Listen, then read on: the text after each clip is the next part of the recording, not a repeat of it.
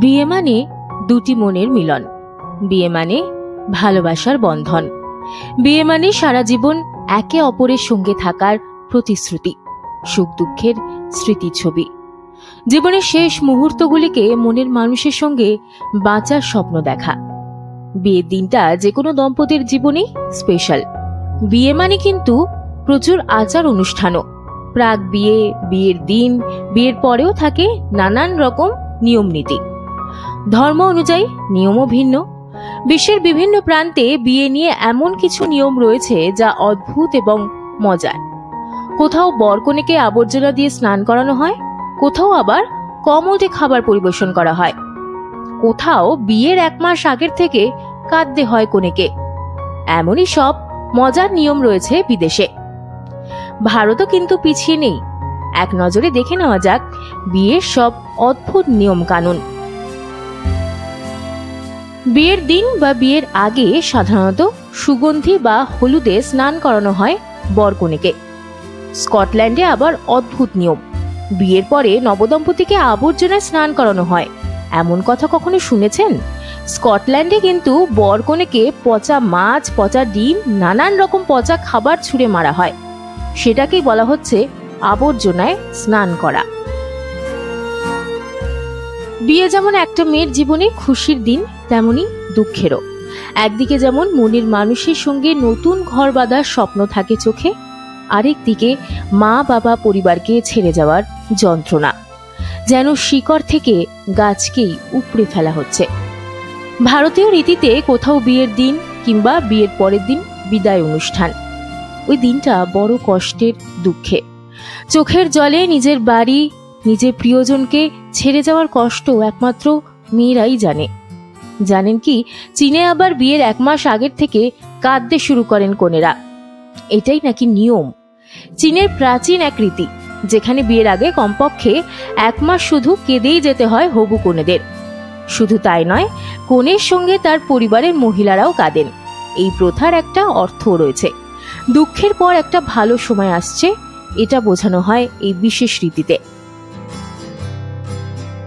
মেয়ের বিয়ে, বাবার আশীর্বাদের হাত সবসময় মেয়ের মাথাতেই থাকে। বিয়ের আগে পরে বাবা ধান দব্বা দিয়ে আশীর্বাদ করেন মেয়ে জামাইকে। সাধারণত এটাই তো নিয়ম। কিন্তু কেনিয়ায় মেয়ের মাথায় থুতু ফেলেন বাবা। হ্যাঁ, ঠিকই শুনেছেন। কেনিয়ায় আদিবাসী সম্প্রদায়ের বিয়েতে এমনই নিয়ম। শুভেচ্ছা ও গুড লাক জানাতেই নাকি এমন রীতি চালু হয়েছে। বিয়েতে অবশ্যই স্পেশাল ট্রিটমেন্ট থাকে বরকনের জন্য।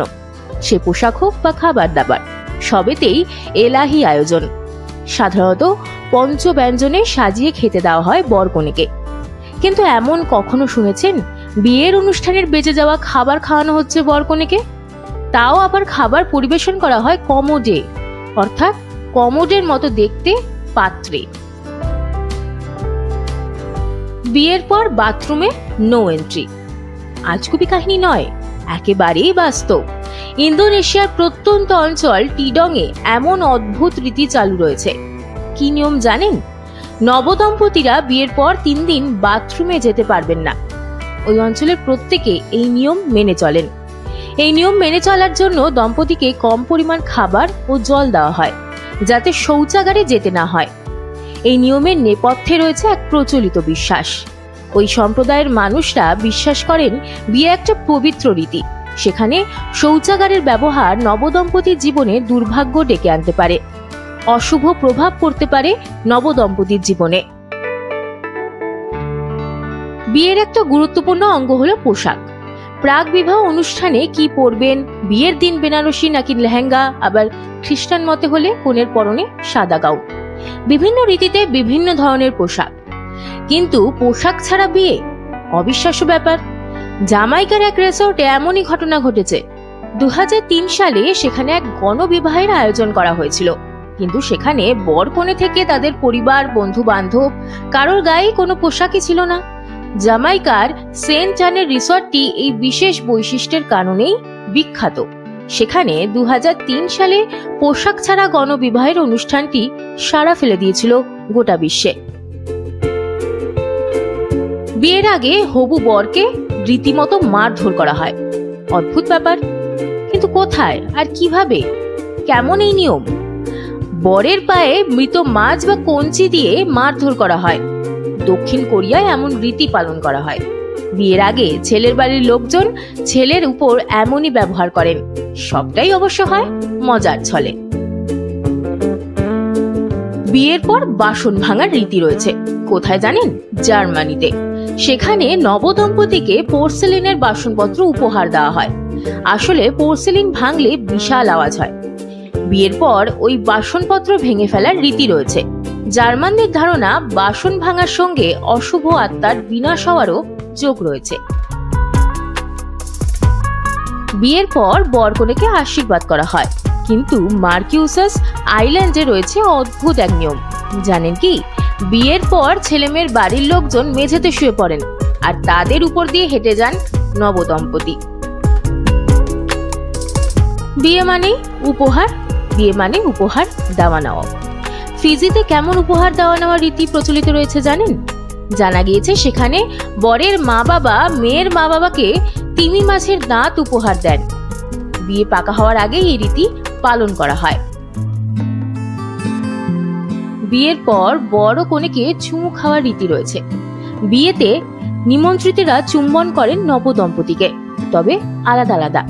বর যদি একা থাকেন তাহলে নিমন্ত্রিত অতিথিরা তাকে জড়িয়ে চুম্বন করেন। আবার উল্টোটাও হয় কনের ক্ষেত্রে। কনে একা থাকলে তাকে চুম্বন করেন অতিথিরা। এমন রীতি চালু রয়েছে সুইডেনে। বিয়ের সময় ব্যান্ড পার্টির আয়োজন করেন অনেকে, কোথাও আবার সানাই বাজে। কিন্তু ফ্রান্সে আবার অদ্ভুত নিয়ম। সেখানে বিয়ের পর নবদম্পতির আত্মীয়রা বাসনপত্র বাজাতে শুরু করেন। তাদের থামাতে এলাহি খাবারের আয়োজন করতে হয়।